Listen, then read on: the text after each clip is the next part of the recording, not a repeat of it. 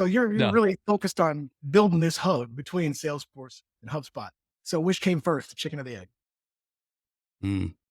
So for me, in my first job where I was exposed to both was both. So I started my first company using HubSpot and Salesforce together for CRM and marketing.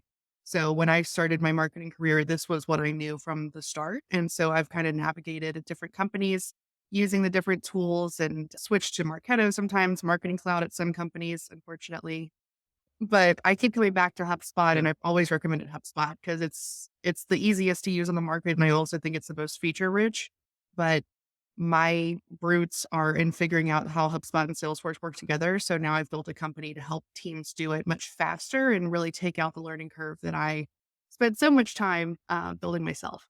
Yeah. So I want to dig into that. So I think there's like this really interesting conversation that is probably Sure. going on with existing partners looking to, carve out a more defined space in the partner universe, or even new HubSpot partners kind of figuring out where they want to comfortably sit in terms of like their niche. And something really interesting that I've been seeing is HubSpot partners that say like, we are the HubSpot partner that specializes in X, right? So like be specializing in a specific industry, right? Like we have a Hapily partner called HubGem, which specializes in education. Right? And like they firmly like to say, we are the HubSpot experts in this space.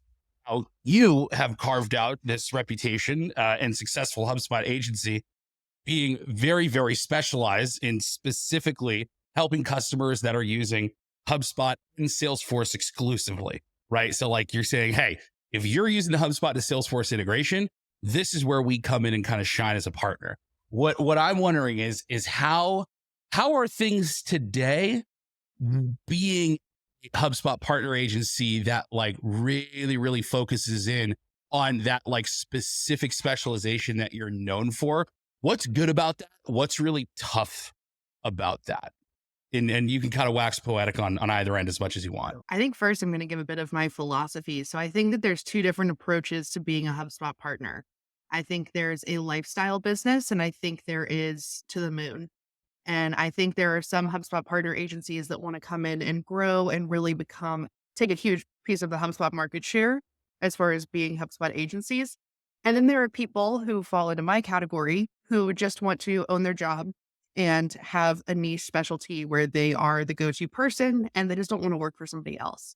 Mhm. And so for me, I fall into that second category. So the advice that I have wouldn't necessarily apply to the moon people because I don't know how to do that. I don't know how to grow a 70-person agency, and I'm not trying to. And I Yeah. never have, setting the framework for which camp I'm in. For me, I think that at either size, you can set your niche. Even if you're huge or if you're small, I think that you could have a massive agency specializing in what I do. It's just not going to be me.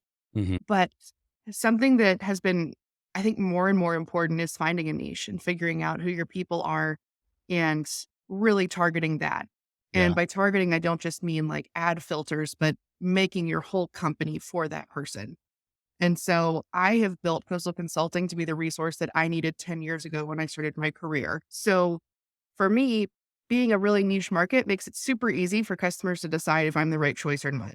Yeah. If you're not Gotcha. using HubSpot and Salesforce, you don't work with Coastal Consulting. It's Yeah. really simple. It just makes it easy to know who you are, right? Know who you are, know who you're working with. You got the problems, you've got the technique of that specific integration.